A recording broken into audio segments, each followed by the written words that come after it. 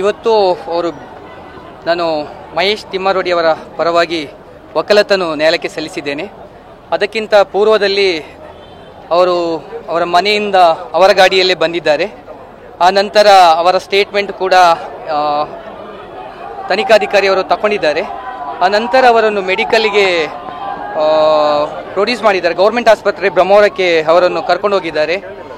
ಅಲ್ಲಿ ಕೂಡ ಅವರ ಆರೋಗ್ಯ ಅಂದರೆ BP ಸ್ವಲ್ಪ ಐ ಇತ್ತು. ಅದಕ್ಕಾಗಿ ಫರ್ದರ್ ಇದು ಕೂಡ ಮಾಡಿದ್ದಾರೆ. ಆ ನಂತರ ಅವರಿಗೆ ಮೆಡಿಸಿನ್ ಕೂಡ ಕೊಟ್ಟಿದ್ದಾರೆ.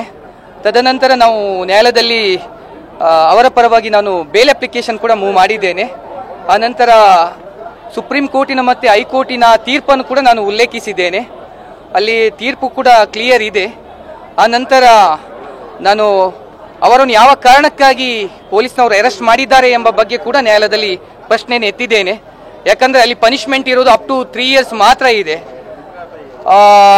ಹರೀಶ್ ಕುಮಾರ್ ಸ್ಟೇಟ್ ಜಡ್ಜ್ಮೆಂಟಲ್ಲಿ ಕೂಡ ಸುಪ್ರೀಂ ಕೋರ್ಟ್ ಕ್ಲಿಯರ್ ಆಗಿ ಹೇಳಿದೆ, ಅಪ್ ಟು 7 yearsವರೆಗೆ ಇದರ ಮಾತ್ರ ಅವರನ್ನು ಇದು ಮಾಡಬೇಕು, ಬಂಧಿಸಬೇಕು, ಅದರ್ವೈಸ್ ಬಂಧಿಸಬಾರ್ದು ಅಂತ ಹೇಳಿದ್ದೆ. ಅದಕ್ಕೆ ಸಂಬಂಧಪಟ್ಟಂತೆ ಕೋರ್ಟನ್ನು ನಾವು ಕನ್ವಿನ್ಸ್ ಮಾಡಿದ್ದೇವೆ. ಆ ನಂತರ ಅಭಿಯೋಜನೆ ಇಲಾಖೆಯ ಪರವಾಗಿ ವಾದ ಮಂಡಿಸಿದ್ದಾರೆ. ಆ ನಂತರ ನಾವು ನ್ಯಾಯಾಲಯ 23ನೇ ತಾರೀಕಿನವರೆಗೆ ಅವರನ್ನು ನ್ಯಾಯಾಂಗ ಬಂಧನಕ್ಕೆ ಕೊಟ್ಟಿದೆ. ಅನಂತರ ಅಭಿಯೋಜನೆಯವರು ಕೂಡ 23ನೇ ತಾರೀಕಿಗೆ ನಾವು ಬೆಳಿಗ್ಗೆ ಆಕ್ಷೇಪಣೆಯನ್ನು ಸಲ್ಲಿಸ್ತೇನೆ ಅಂತ ಹೇಳಿದ್ದಾರೆ. ಯಾಕಂದರೆ ಇದರಲ್ಲಿ ನಾನ್ ಬೇಲೇಬಲ್ ಒಫೆನ್ಸ್ ಇರುವುದರಿಂದ ನ್ಯಾಯಾಲಯ ಸುಮೋಟೋ ಆರೋಪಿಯನ್ನು ಬಿಡುಗಡೆ ಮಾಡಲಿಕ್ಕೆ ಆಗಲ್ಲ.